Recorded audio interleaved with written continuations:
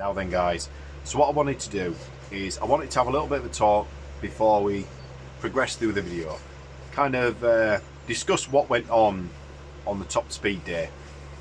Some people through Facebook will be aware of the little incident that happened at Elvington with one of my close friends, Dodge. Yes, his foot is a mess, but he didn't crash, luckily. But he did an half wallop stuff. But anyway, he's all right. Now onto my bike. Obviously, everyone knows it's been a number of years since I went to Elvington. I have retired from it all. It's not what I'm going to be doing going forward. I've made a lot of changes to the bike. Now, there was a slight issue, I believe, with the turbo. I kind of picked it up on a previous dyno session. Now, what I should have done is actively kind of put a little bit more time and effort into it. I knew it was a couple of PSI down. I just didn't expect it to affect it to the level of what it did.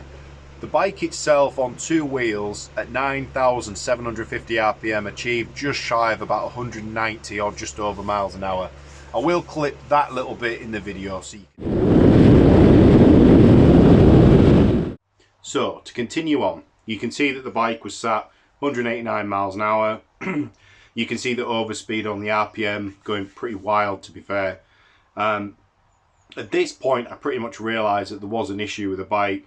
We did some testing and found that basically the bike was just running super rich and not generating the boost. I continued doing a couple more runs, bringing it up, and this is the next clip I'm going to show you is the 170 mile an hour lift.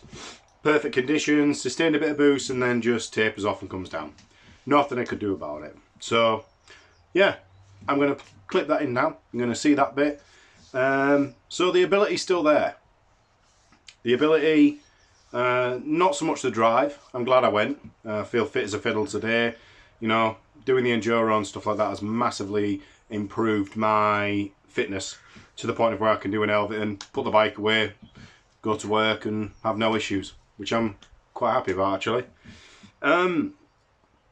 Yeah, so I'll clip in some other bits of footage that I got on the end of it on the GoPro, then winding into the pits, and then the next video you're all going to see on the GSXR is John Warrington Motorcycles. We're going to the dyno.